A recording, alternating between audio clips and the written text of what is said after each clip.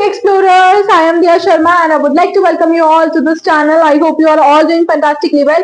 Today we are going to solve exercise 1.4. इससे पहले हमने एग्जाम्पल सॉल्व किए थे, तो पहले जाकर वो वीडियो देख लेना, उससे आपको क्लैरिफिकेशन मिल जाएगा कि एक्सरसाइज में आपको किस टाइप के क्वेश्चंस को फेस करना है। दूसरा, एग्जाम पॉइंट ऑफ व्यू से भी एग्जाम्पल्स बहुत इंपॉर्टेंट है। तो here is question number 1 in front of you. अब देखो, बहुत ही इजी क्वेश्चन है, हमको बस इसमें बताना है कि नंबर रैशनल है या फिर इरैशनल है। ठीक है, अब रैशनल नंबर हमारे क्या होता है, जो भी नंबर आपको p बाय क्यू फॉर्म में मिल रहे हैं, जहां पर p और q क्या है, इंटीजर्स है, q 0 के इक्वल नहीं है, तो फिर वो हमारे रैशनल नंबर होता है। ठीक है, उसके बाद इरैशनल नंबर के लिए मैंने आपको 3 ट्रिक्स बताई थी। सबसे पहले उसमें से क्या थी, अंडर रूट। जो भी नंबर आपको रूट में मिल रहा है और वो किसी भी नंबर का कंप्लीट स्क्वायर नहीं है, तो फिर वो हमारा इरैशनल नंबर होगा। ठीक है, फॉर एग्जांपल √2, √3, √5 ये सब क्या है, ये सब हमारे इरैशनल नंबर है, क्योंकि किसी भी नंबर का कंप्लीट स्क्वायर नहीं है। ठीक है, सो जो भी नंबर रूट में मिल रहा है और वो किसी भी नंबर का कंप्लीट स्क्वायर नहीं है, तो वो क्या होगा, वो हमारा इरैशनल नंबर होगा। अब आप लोग एक बात बताओ, √16 इरैशनल नंबर है या फिर रैशनल नंबर है? अब देखो, 4 into 4 कितना होता है, 16 होता है। अब अगर कंप्लीट स्क्वायर वाला नंबर रूट के अंदर है, तो फिर कोई फर्क नहीं पड़ता, ये क्या होगा, ये हमारा रैशनल नंबर होगा। ठीक है, क्योंकि ये 4 का कंप्लीट स्क्वायर है। तब बस हमको इतना चेक करना है कि कोई कंप्लीट स्क्वायर वाला नंबर हमें रूट में तो नहीं मिल रहा। अगर नहीं मिल रहा तो फिर वो हमारा इरैशनल नंबर है, और अगर मिल रहा है तो फिर वो हमारा रैशनल नंबर हो गया। उसके बाद में पाई एक इरैशनल नंबर है, जहां पर भी पाई दिख जाए समझ जाना नंबर इरैशनल है। फिर उसके बाद थर्ड ट्रिक क्या थी, पैटर्न। जो भी नंबर एक पैटर्न फॉलो कर रहा होगा, ठीक है, खत्म भी नहीं हो रहा होगा, नॉन टर्मिनेटिंग होगा। फॉर एग्जांपल 0.01, फिर 2 जीरोस आएंगे फिर 1 आएगा, फिर 3 जीरोस आएंगे फिर 1 आएगा, फिर 4 जीरोस आएंगे फिर 1 आएगा, ये ऐसे ही चलता रहेगा। ठीक है ना, तो ये नंबर खत्म हुआ, प्लस एक पैटर्न फॉलो कर रहा है। हम पैटर्न समझ गए यहाँ पर। तो अब देखो, ये क्या है, ये एक पैटर्न फॉलो कर रहा है और दूसरा खत्म भी नहीं हो रहा है, तो ये क्या हो जाएगा, इरैशनल नंबर हो जाएगा। तो ये सब चीजें तो हमने ऑलरेडी इससे पहले वाली वीडियोस में कवर अप किया है। अब यहाँ पर समझने जैसा क्या है, तो देखो, रैशनल नंबर को हम किसी भी इरैशनल नंबर के साथ में ऐड करेंगे, सब्ट्रैक्ट करेंगे, मल्टीप्लाई करेंगे या फिर डिवाइड करेंगे, तो हमारा रिजल्ट हमेशा इरैशनल होगा। ठीक है, इरैशनल नंबर को किसी भी रैशनल नंबर के साथ में ऐड करोगे, सब्ट्रैक्ट करोगे, मल्टीप्लाई करोगे या फिर डिवाइड करोगे, तो रिजल्ट हमेशा हमें क्या मिलेगा, इरैशनल नंबर मिलेगा। तो ये चीज माइंड में रख के इस एक्सरसाइज का क्वेश्चन नंबर 1 सॉल्व करोगे तो बहुत इजीली क्वेश्चन नंबर 1 हमारा सॉल्व हो जाएगा। अब देखो, यहाँ पर 2 तो हमारा रैशनल नंबर है, तो उसके बाद √5 हमारा इरैशनल नंबर है। अब रैशनल नंबर और इरैशनल नंबर को अगर सब्ट्रैक्ट करोगे तो रिजल्ट क्या होगा, इरैशनल नंबर होगा। ठीक है, तो ये तो हो गया हमारा इरैशनल नंबर। उसके बाद देखो, सेकंड पार्ट में क्या है, 3 प्लस √23, उसके बाद है माइनस √23। यहाँ पर तो प्लस में √23 है और यहाँ पर माइनस में √23 है। हमें सेम नंबर्स मिल गए, ठीक है, ट्विंस मिल गए, और ट्विंस तो हमारे ऐड सब्ट्रैक्ट मल्टीप्लाई सब हो जाता है। तो यहाँ पर देखो, √23 माइनस √23 कितना हो जाएगा, 0 हो जाएगा। तो कितना बचेगा, 3 बचेगा, और 3 तो हमारा रैशनल नंबर होता है। ठीक है, तो इसलिए ये रैशनल नंबर हो गया। अब देखो, थर्ड पार्ट में हमें फिर से ट्विंस मिल गए, यहाँ पर भी √7 है और यहाँ पर भी √7 है। अब देखो, √7 से √7 तो कैंसिल हो जाएगा, क्योंकि डिवीजन तो हमारा चाहे डिफरेंट नंबर्स हो चाहे सेम नंबर्स हो, दोनों ही केस में पॉसिबल होता है। ठीक है, तो √7 से √7 कैंसिल हो जाएगा, फिर कितना बचेगा, 2/7 बचेगा। अब 2/7 एक p बाय क्यू फॉर्म है। ठीक है, यहाँ पर p और q दोनों ही इंटीजर्स है, p भी एक पॉजिटिव इंटीजर है, q भी इंटीजर है, दोनों इंटीजर्स भी है, p बाय क्यू फॉर्म भी है, q 0 के इक्वल भी नहीं है, तो ये क्या हो गया, ये हमारा रैशनल नंबर हो गया। अब नेक्स्ट पार्ट में है 1/√2, ये तो हमारा इरैशनल नंबर हो जाएगा। नहीं मैम, ये तो p बाय क्यू फॉर्म है, ये तो रैशनल नंबर है। देखो, p बाय क्यू फॉर्म है और यहाँ पर q 0 के इक्वल भी नहीं है। ठीक है, q 0 के इक्वल भी नहीं है, p बाय क्यू फॉर्म भी है, लेकिन क्या ये हमारे डेफिनेशन को सैटिस्फाई कर रहा है? डेफिनेशन क्या बोलती है, p बाय क्यू फॉर्म, जहां पर p और q क्या होने चाहिए, इंटीजर्स होने चाहिए। अब q तो हमारा √2 है और √2 तो हमारा इंटीजर नहीं होता। इंटीजर्स में क्या आता है, सारे नेगेटिव नंबर्स, पॉजिटिव नंबर्स और 0। ठीक है, तो √2 तो हमारा इंटीजर में नहीं आता, तो हमारा यहाँ पर q भले ही 0 के इक्वल नहीं है, लेकिन वो इंटीजर भी नहीं है, इसलिए ये p बाय क्यू फॉर्म में भले ही हो, लेकिन ये हमारा रैशनल नंबर नहीं होगा। ठीक है, ये हमारा इरैशनल नंबर होगा। और दूसरी चीज, एक चीज और देखो, 1 यहाँ पर क्या है, रैशनल नंबर है, √2 क्या है, इरैशनल नंबर है, और रैशनल नंबर और इरैशनल नंबर को अगर डिवाइड करोगे तो रिजल्ट इरैशनल नंबर मिलेगा, इसलिए 1/√2 हमारा इरैशनल नंबर है। उसके बाद में 2 पाई। अब देखो, 2 रैशनल नंबर है और पाई इरैशनल नंबर है। अब रैशनल नंबर और इरैशनल नंबर को अगर मल्टीप्लाई करेंगे तो रिजल्ट इरैशनल नंबर होगा, इसलिए ये भी हमारा इरैशनल नंबर हो गया। तो इस क्वेश्चन में बस सेकंड और थर्ड पार्ट रैशनल है, बाकी सब इरैशनल है। ठीक है, अब देखो, क्वेश्चन नंबर सेकंड में हमें सिंप्लीफाई करना है। फर्स्ट पार्ट में है 3 प्लस √3, 2 प्लस √2। अब देखो, यहाँ पर कोई आइडेंटिटी नहीं लग रही है। ठीक है ना, a प्लस बी का होल स्क्वायर लग रही है ना, a plus B a minus B लग रही है, कोई भी आइडेंटिटी यहाँ पर नहीं लग रही है। तो इसको हम लोग कैसे सॉल्व करेंगे? फर्स्ट ब्रैकेट में से हम लोग 3 को ले लेंगे, फिर इस 3 की मल्टीप्लाई हम लोग किसके साथ में करेंगे, नेक्स्ट ब्रैकेट के 2 के साथ में करेंगे। ठीक है, इतना होगा। उसके बाद भी हमें इस 3 को नहीं छोड़ना है। इस 3 की मल्टीप्लाई हम लोग किसके साथ में करेंगे, नेक्स्ट ब्रैकेट के √2 के साथ में करेंगे। इतना होगा। उसके बाद हम लोग √3 को ले लेंगे, फिर √3 की मल्टीप्लाई 2 के साथ में करेंगे, फिर इसी √3 की मल्टीप्लाई हम लोग किसके साथ में करेंगे, √2 के साथ में करेंगे।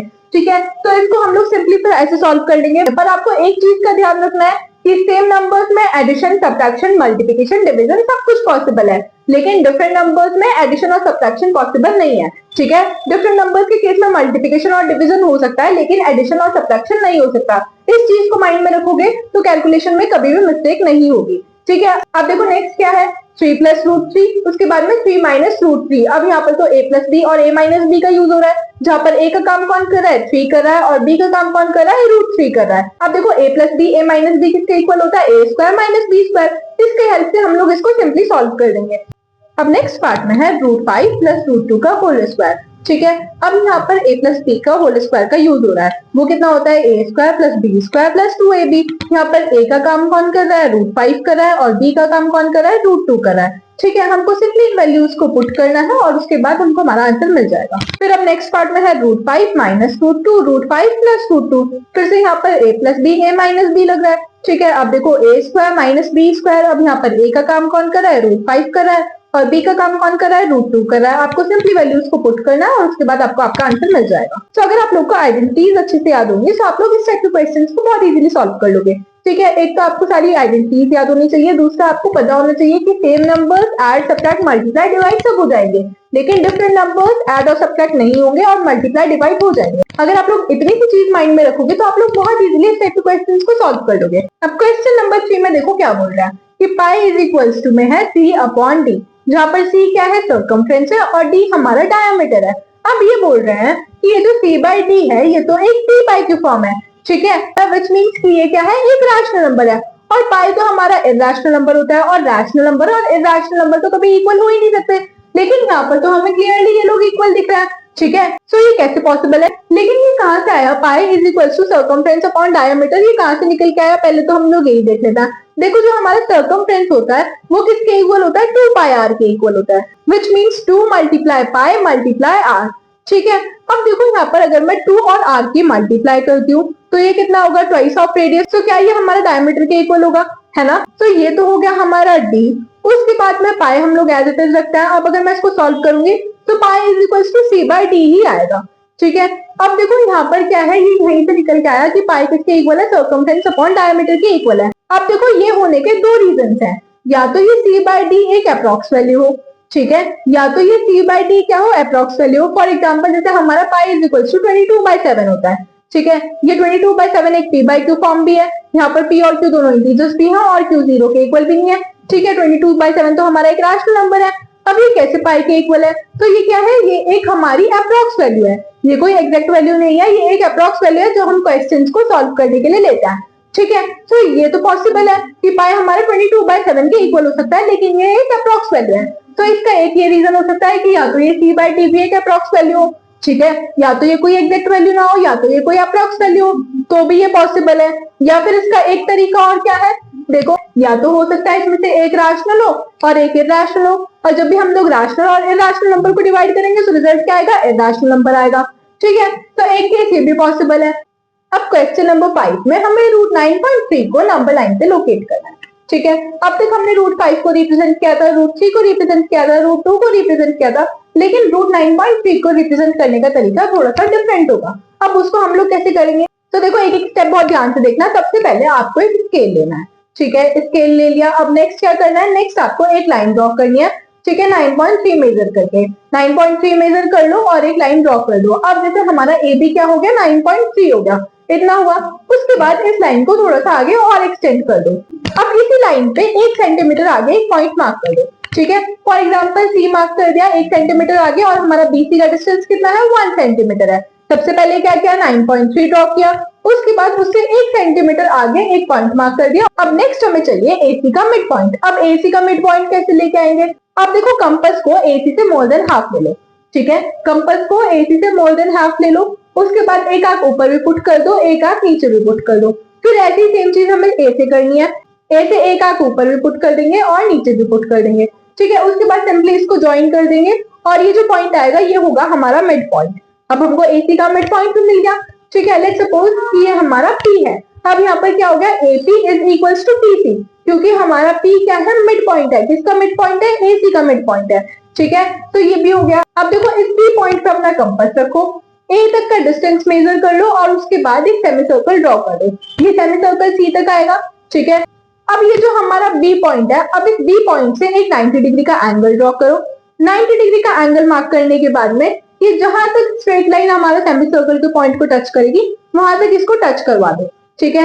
ये जो हमारा 90 डिग्री का एंगल है ये हमारे सेमी सर्कल को टच करना चाहिए। अब हम लोग लेट कर लेते हैं कि ये ओ पे टच हुआ है, ठीक है। अब यहाँ से हमको सिंपली बीओ का डिस्टेंस मेजर करना है और उसके बाद नंबर लाइन तक एक आंख पुट कर देनी है और ये जो पॉइंट आएगा यही होगा हमारा root 9.3। I hope this is perfect. अब क्वेश्चन नंबर 5 पे बहुत इजी है, रैशनलाइज द डिनोमिनेटर वाले टॉपिक से रिलेटेड है। अब जैसे हमें सॉल्व करना है 1/√7 को, ठीक है। अब 1/√7 की ना मुझे मल्टीप्लाई करनी है एक नंबर से। अब वो एक नंबर कौन सा होगा, वो एक नंबर हम लोग कहाँ से लेके आएंगे, तो वो नंबर ऑलरेडी हमारे क्वेश्चन में है, बस हमें उस नंबर को उठाना है और न्यूमरेटर में भी मल्टीप्लाई कर देनी है और डिनोमिनेटर में भी मल्टीप्लाई कर देनी है, ठीक है। हमें सिंपली उस नंबर को उठाना है और उस नंबर को न्यूमरेटर में भी पुट कर दो और डिनोमिनेटर में भी पुट कर दो और उसके बाद मल्टीप्लाई कर दो। अब मैंने जैसे यहाँ से √7 को ही क्यों लिया, तो देखो रैशनलाइज द डिनोमिनेटर है, यहाँ पे जो भी क्वेश्चन में डिनोमिनेटर होता है ना हम उसी डिनोमिनेटर को मल्टीप्लाई कर देता है, ठीक है। उसी डिनोमिनेटर के साथ में उस नंबर की मल्टीप्लाई कर देता है। हमें उस नंबर को न्यूमरेटर में भी लिखना है, डिनोमिनेटर में भी लिखना है और सिंपली मल्टीप्लाई कर देनी है, ठीक है। अब सेकंड पार्ट में है 1/√7 माइनस √6। अब अगेन यहाँ से हम लोग डिनोमिनेटर ले लेंगे। डिनोमिनेटर हमारा क्या है, √7 माइनस √6, ठीक है। इसको उठाओ, न्यूमरेटर में भी पुट कर दो, डिनोमिनेटर में भी पुट कर दो, मल्टीप्लाई कर दो। लेकिन यहाँ पर आते आते तुम्हारा साइन चेंज हो गया। तो देखो इस टाइप के क्वेश्चंस में ना हम लोग डिनोमिनेटर से मल्टीप्लाई तो करते हैं, न्यूमरेटर में भी डिनोमिनेटर में भी, लेकिन हमारे साइन चेंज हो जाता है, ठीक है। अगर यहाँ पर माइनस है तो उधर आके प्लस हो जाएगा, अगर यहाँ पर प्लस है तो उधर आके माइनस हो जाएगा। तो हमें साइन का पूरा पूरा ध्यान रखना होता है इस टाइप के क्वेश्चंस में, ठीक है। डिनोमिनेटर को उठा के मल्टीप्लाई तो करना है लेकिन साइन को भी साथ में चेंज करना है, ठीक है।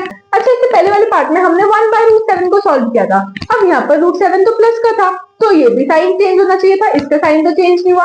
तो देखो अगर √7 यहाँ पर प्लस का है तो यहाँ पर आके माइनस का हो जाएगा, यहाँ पर भी √7 माइनस का हो जाएगा, ऊपर भी √7 माइनस का हो जाएगा और माइनस से माइनस कैंसिल हो जाएगा तो भी ये पॉजिटिव रह जाएगा। अगर ये नेगेटिव होता, अगर यहाँ पे होता माइनस का √7 तो इधर आके प्लस का हो जाता, ठीक है। तो भी प्लस प्लस ही रहता, तो हमें यहाँ पे साइन को चेंज करने की जरूरत ही नहीं थी क्योंकि वो माइनस से माइनस कैंसिल हो जाता, ठीक है। यहाँ पर हमें साइन चेंज करने की जरूरत पड़ी तो हमने यहाँ पर साइन को चेंज कर दिया। अब देखो 1 की मल्टीप्लाई करेंगे √7 प्लस √6 से तो ये कितना आएगा, √7 प्लस √6। उसके बाद डिनोमिनेटर में a plus B a minus B लग रहा है, ठीक है। वो क्या होता है a square minus B square, simply आपको वो पुट कर देनी है, ठीक है। उसके बाद आपको आपका आंसर मिल जाएगा। यहाँ पर a का काम कौन कर रहा है, √7 कर रहा है और b का काम कौन कर रहा है, √6 कर रहा है, ठीक है। सिंपली वैल्यूज को पुट करो और उसके बाद आपको आपका आंसर मिल जाएगा। अब देखो थर्ड पार्ट में है 1/√5 प्लस √2। अब यहाँ पर इसको उठाओगे, न्यूमरेटर में पुट कर दोगे, डिनोमिनेटर में पुट कर दोगे, मल्टीप्लाई करोगे। नीचे क्या लग रहा है, वही a plus B a minus B which is equal to a square minus B square, ठीक है। सिंपली वैल्यूज को पुट करो उसके बाद आपको आंसर मिल जाएगा। a का काम कौन कर रहा है, √5 कर रहा है और b का काम कौन कर रहा है, √2 कर रहा है। इस टाइप के क्वेश्चंस में ना यहाँ पर डिनोमिनेटर में आपको a plus B a minus B देखने के लिए मिल जाता है, ठीक है। यही आइडेंटिटी लगती है a plus B a minus B, क्योंकि बस साइन चेंज हो जाता है, नंबर तो सेम ही रहता है। तो यही आइडेंटिटी लगती है a plus B a minus B, वो क्या होता है a square minus B square, ठीक है। फिर 1/√7 माइनस 2, यहाँ से √7 माइनस 2 को उठाओ, न्यूमरेटर में पुट कर दो, डिनोमिनेटर में पुट कर दो, साइन चेंज कर दो, मल्टीप्लाई कर दो, ठीक है। डिनोमिनेटर में आइडेंटिटी लगेगी a plus B a minus B which is equal to a square minus B square. Simply values को पुट करो और उसके बाद आपको आपका आंसर मिल जाएगा। So I hope this is fast clear. Still any queries feel free to comment.